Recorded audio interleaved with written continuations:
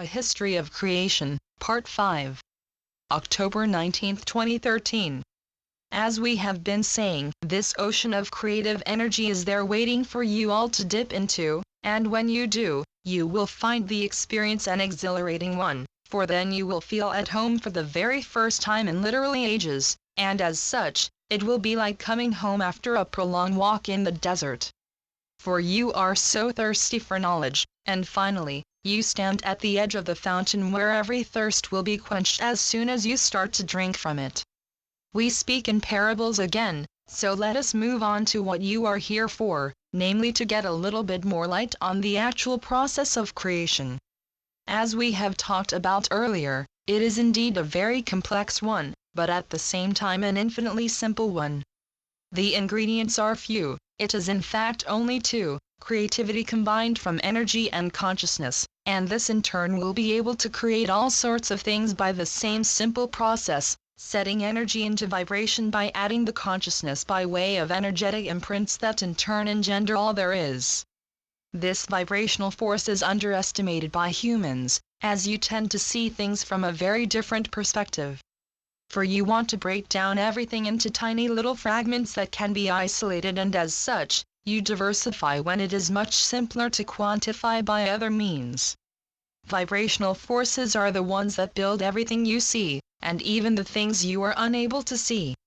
For vibration is what everything is, and as such, the particles in themselves are merely there to make vibration visible or tangible, if you will. For the particles are the ones that makes the friction, and friction is indeed a very important part of this whole process, for vibration in itself is simply one side of the equation.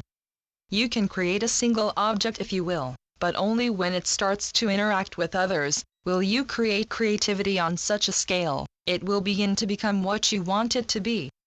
For everything has a specified frequency, and only when this set frequency starts to interact with other frequencies, will the result be interesting enough. For there is no such thing as one hand clapping, as everything that there is needs at least one more thing to be able to be. It is a bit like the cat in the box again. The box is necessary for the cat to be, and the cat is necessary for the box to be as well. And when we say be, it is as in reason to be. A simple object is no thing without the observer, but the observer also needs more than one thing to observe in order to create life. For life is the meeting point of all the different frequencies, and it is in fact the exact opposite of the still point. For the still point is where the intake of breath occurs, but the chaos is where the out-breath, if you will, the creation, really comes about. We have mentioned the word chaos before, and we will do so again, for we know the mere word in itself has been imprinted with so much negativity for humans, and we ask, have you perhaps stopped to think why that is? Why do you fear chaos and hanker for control in every way? And why is the word control such a huge part of human consciousness?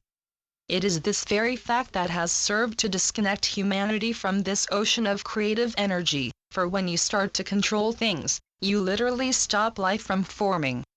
For then, it is your mind that is leading the way, and as you all know, a human's mind is not about expanding freely, it is all about following a set of rules that has been programmed into you by those set on controlling you.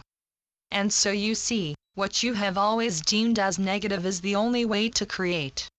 It is to let go of control, and let the creative forces that collide every time one frequency clashes into another have the freedom to do just that.